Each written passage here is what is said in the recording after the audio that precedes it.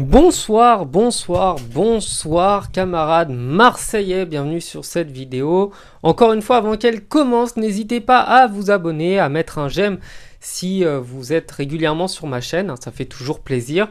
Et ça permet surtout à la chaîne de grandir, c'est ce qui met le plus possible en avant les vidéos sur YouTube, c'est que vous abonniez, que vous commentiez, bref. Voilà, petite intro. Ce soir, l'Olympique de Marseille, du coup, affrontait Brighton, un match qui allait être compliqué parce que Brighton, c'est une équipe qui a un beau football, honnêtement. Et ce match de l'OM, on va commencer par la fin. Voilà. On va commencer par pourquoi est-ce qu'ils ont pris ce deuxième but qui, pour moi, est évitable. Il y a faute incontestable, mais pour moi, le but, il est évitable.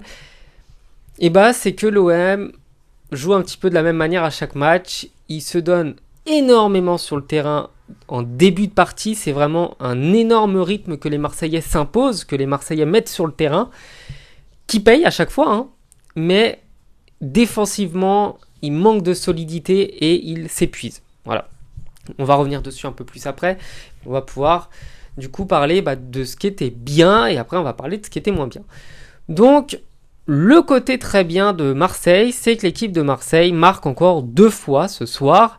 Marseille est habitué à marquer et Marseille marque parce que c'est une équipe offensive. Et c'est pas juste une équipe offensive qui marque des buts sur des coups de bol. C'est pas juste une équipe qui marque des buts en faisant un jeu ignoble. C'est une équipe qui est offensive et qui marque des buts construits. Ce soir, on en a eu l'illustration parfaite. On jouait tout juste la 20e minute, que 2 fois les Marseillais s'étaient créé des occasions sur des très beaux dédoublements sur les côtés, avant de revenir en arrière et de marquer, je ne vais pas dire dans le but, mais voilà, de marquer. Et 2 fois, du coup, Marseille, côté droit et côté gauche, a réussi à faire la même chose. Ce qui veut dire que c'est pas juste que Brighton avait un côté faible, je crois que c'était le côté droit qui était considéré comme le plus faible, mais que Marseille a été capable de trouver des espaces partout.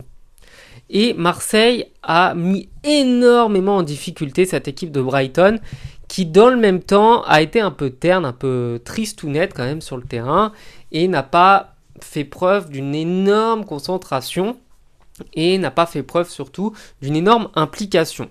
Petit parallèle avec le match du PSG, hier le PSG n'a pas joué un match de Coupe d'Europe, ils se sont contentés de jouer gentiment, et bref on ne revient pas sur ça, mais ils ont pris des buts et ils étaient menés. Et l'équipe de Brighton a fait exactement comme le PSG, sauf qu'elle a su réagir plus tard. Et en Coupe d'Europe, si vous êtes un petit peu en dessous, vous vous faites punir immédiatement.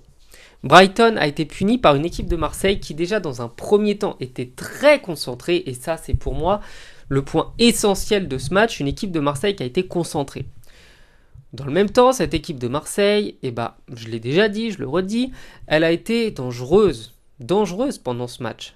Elle a été capable de se créer des occasions et elle a été capable de mettre le but du break. Même si ça n'a servi à rien au final, mais on revient après dessus. Et par conséquent, j'en viens à cette conclusion parce que j'ai vu le match contre Monaco, j'ai vu le match de ce soir et je regarde régulièrement les matchs de l'OM pour les débriefer. Et cette équipe marseillaise offensivement, elle est forte, elle est très forte, elle a de bonnes qualités.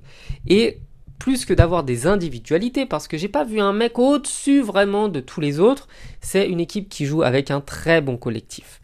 Et c'est une équipe marseillaise qui, même si elle a complètement pris l'eau face au PSG, en réalité cette saison il faudra compter sur elle, parce que je pense qu'elle s'est renforcée par rapport à l'an passé. Évidemment, ça aurait été avec plaisir d'avoir Alexis Sanchez qui aurait forcément apporté un petit truc, mais il a préféré repartir, prendre un gros chèque à l'Inter, et voilà. Mais cette équipe marseillaise, honnêtement, elle joue bien. Je pense pas qu'en Ligue des Champions, ils auraient eu peut-être le niveau suffisant pour faire des belles choses, parce que la Ligue des Champions, c'est quand même un très gros niveau. Mais dans cette Europa League, moi, je vois bien Marseille, je dis pas aller jusqu'en finale, hein, ils l'ont déjà fait, mais je les vois pas aller jusqu'en finale, mais cette équipe de Marseille, elle va mettre des difficultés à tout le monde et elle peut faire un très très beau parcours européen. Et même s'il est un petit peu tôt pour le dire, je pense que l'effet de Gattuso va se faire ressentir prochainement parce que il y a une implication dès le début du match que je n'ai pas vue lors des précédents matchs, donc avec l'ancien entraîneur. Donc c'est du positif et Gattuso c'est quelqu'un qui va être très exigeant, qui est très exigeant avec ses joueurs Et c'est justement cette exigence qui m'amène à ce qui est négatif pour l'OM. Et bah, c'est que défensivement, Marseille a encore pris de buts.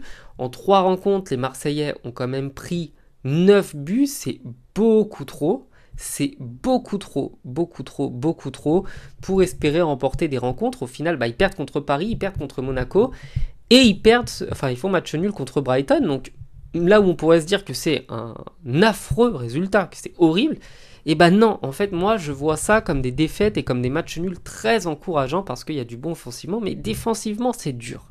Et c'est dur parce que Gattuso est un joueur, l'habitude, est un entraîneur qui est tellement exigeant avec eux que forcément ils font des efforts énormes en début de rencontre, mais faire des efforts ça veut dire dépenser de l'énergie.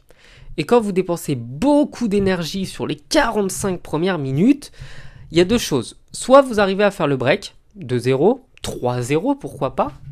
Soit vous allez finir par vous cramer et vous allez prendre des buts, vous allez encaisser, vous allez subir et vous serez incapable de marquer. Et Marseille, systématiquement, ça a été le cas contre l'AS Monaco, il y avait 2-2 à la mi-temps, ça a été le cas contre le PSG, c'était KO. Ça a été le cas là ce soir contre Brighton. Et en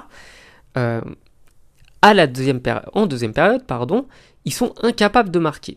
Et ça vient uniquement de l'épuisement des joueurs sur la première mi-temps. Et ça, je pense que c'est le gros point que les Marseillais doivent travailler s'ils veulent espérer maintenir les résultats, parce que 2-0, il y avait 2-0 contre Brighton, il y a eu 1-0 puis 2-1 contre Monaco, et c'est systématiquement ce manque de rythme, cette fatigue qui les a achevés. Donc c'est du gros positif pour moi, c'est très positif. Le résultat est évidemment très décevant, et je pense que si Brighton n'était pas parvenu à marquer beaucoup trop vite dans la deuxième période, il marque je crois au bout de 5 minutes de jeu, et les Marseillais, je pense, auraient réussi à bien bloquer les offensives anglaises pour ne pas leur permettre de justement aller chercher ce penalty. Parce que évidemment le penalty, il est allé le chercher, le gars on le sait, ça se sent, mais on ne se crée pas, on n'a pas un penalty juste parce que l'entraîneur, l'arbitre décide de vous le donner. On a un penalty parce qu'on est dans la surface adverse. C'est aussi simple que ça. Et si vous êtes dans la surface adverse, c'est que vous êtes en train d'attaquer. Donc Marseille subissait beaucoup. Et c'est un léger manque de concentration à la 87e, ça arrive, hein. Quand on est fatigué, ça arrive, qui fait qu'il y a penalty. Après, je pense que même s'il n'y avait pas eu faute, il aurait pu marquer sur son geste, parce que l'attaquant de Brighton fait un geste parfait. Mais voilà. Donc que dire de plus sur ce débrief, que j'espère évidemment que Marseille fera des bons résultats pour les prochains matchs de Coupe d'Europe, que c'est encourageant. Pour conclure, je dirais que c'est très encourageant. Et que voilà, il faut que les joueurs prennent du rythme, parce que la Coupe d'Europe et Gattuso, c'est déjà une grande intensité qui est exigée, et c'est uniquement la fatigue qui fait qu'ils ne parviennent pas à gagner leur match. Ça va pas plus loin que ça, c'est juste une préparation physique peut-être qui était défaillante, probablement liée aussi à la trêve, où il y a eu une trêve, mais aussi au fait que c'était pas le même entraîneur, donc il n'a pas pu dès le mois de juillet en fait mettre en place ce qu'il voulait mettre à Marseille. Donc voilà, je vous souhaite de passer une bonne soirée, je vous dis à bientôt sur la chaîne, ciao.